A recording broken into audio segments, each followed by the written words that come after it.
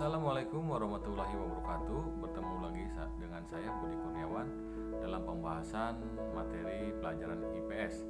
Kali ini kita akan membahas tentang perdagangan internasional yang merupakan salah satu materi pokok yang ada di kelas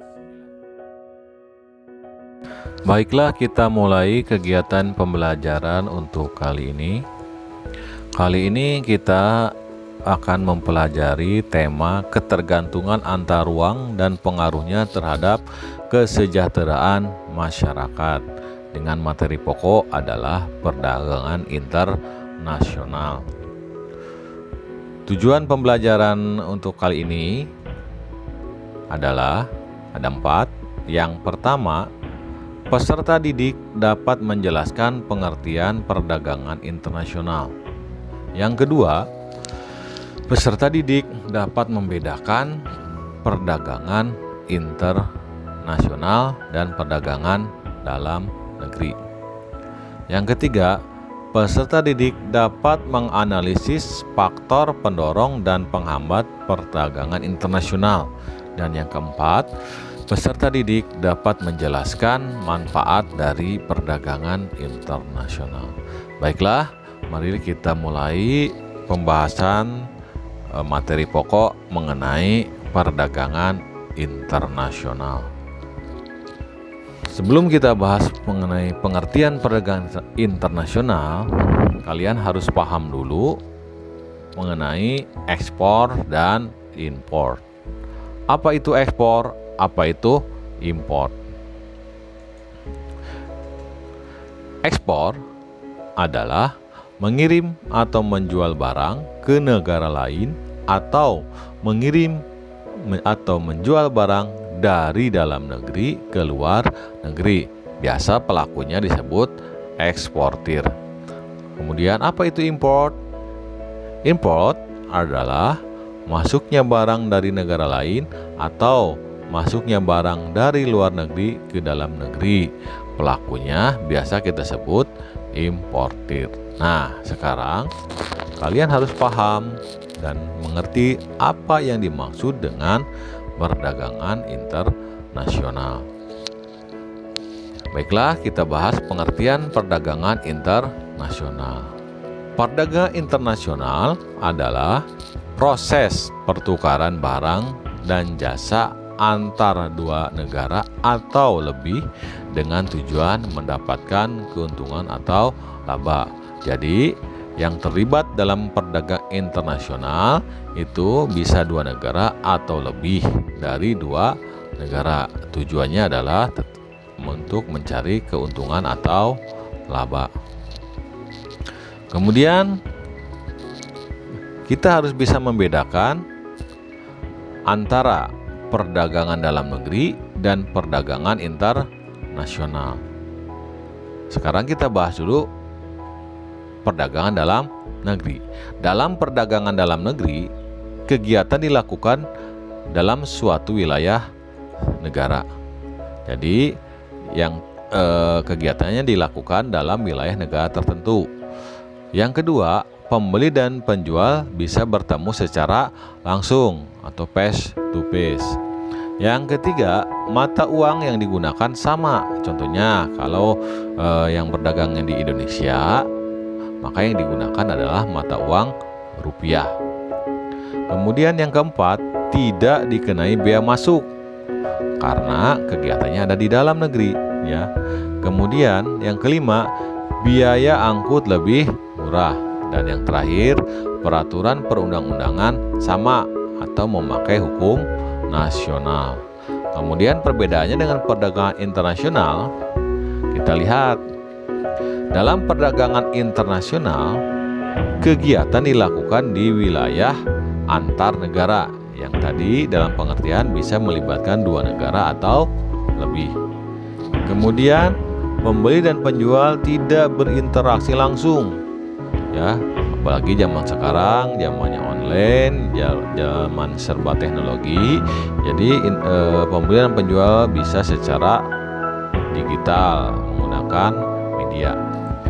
Yang ketiga, mata uang yang digunakan setiap negara otomatis berbeda-beda.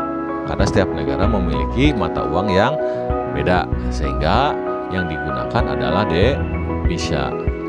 Yang keempat, dikenai pajak atau bea masuk. Ya, setiap barang yang masuk ke wilayah suatu negara otomatis akan dikenakan biaya atau bea masuk ya oleh negara yang bersangkutan. Yang kelima, biaya angkut lebih mahal. Ya, otomatis ya, karena ini bisa melibatkan kapal, laut, pesawat, jarak dan lain sebagainya.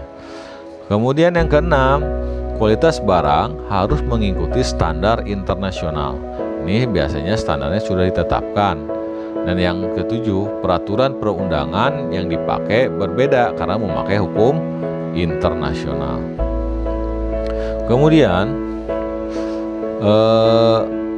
dalam kegiatan perdagangan internasional biasanya ada faktor pendorong dan faktor penghambat dalam kegiatan tersebut. Kita bahas mengenai faktor pendorong terlebih dahulu. Faktor pendorong terjadinya perdagangan internasional di sini ada 5. Yang pertama, perbedaan sumber daya alam yang dimiliki oleh setiap negara. Yang kedua, perbedaan tingkat kualitas sumber daya manusia. Ketiga, perbedaan ilmu pengetahuan dan teknologi. Keempat, perbedaan budaya suatu bangsa. Dan yang kelima, perbedaan lain yang mempengaruhi perdagangan internasional, yaitu perbedaan harga barang, perbedaan upah dan biaya produksi, serta perbedaan selera. Kemudian kita lihat faktor penghambat perdagangan internasional. Yang pertama, harga barang luar negeri lebih murah dari hasil produksi dalam negeri ya. Sekarang banyak barang-barang yang produksi dari luar negeri masuk Indonesia dengan harga murah dibandingkan dengan produk-produk yang dibuat oleh Indonesia. Yang kedua, pertentangan politik dan peperangan. Ini biasanya adanya konflik. Ini juga sama menghambat perdagangan internasional. Yang ketiga, bea masuk tinggi ya. Jika bea masuk tinggi, otomatis nanti harga jual terhadap barang ini akan mahal. Ini juga menghambat perdagangan internasional. Yang keempat, adanya proteksi. Apa itu proteksi? Proteksi yaitu kebijakan pemerintah untuk melindungi produksi dalam negeri suatu negara. Dan yang kelima, adanya kuota.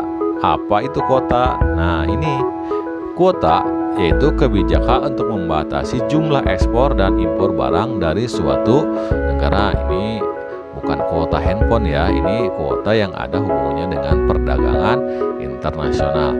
Yang keenam, diterapkannya politik dumping atau dumping ya, yaitu kebijakan menjual barang dari luar negeri lebih murah daripada di dalam negeri. Kebijakan ini biasanya bertujuan untuk meningkatkan devisa negara. Nah, setelah kita bahas mengenai perdagangan internasional di atas, kita bisa mengambil kesimpulan manfaat dari perdagangan internasional.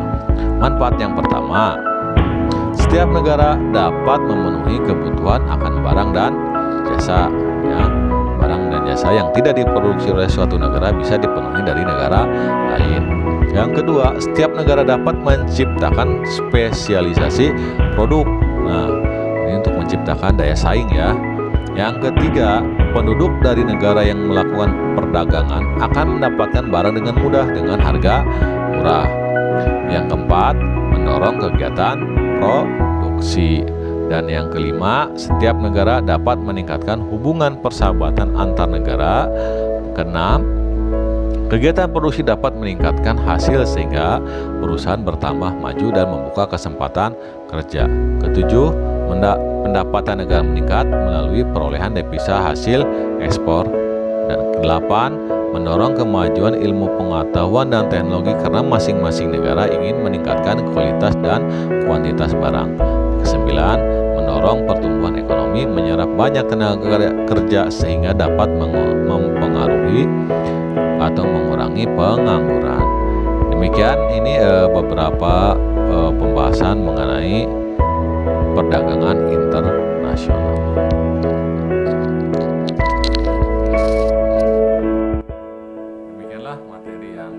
saya sampaikan.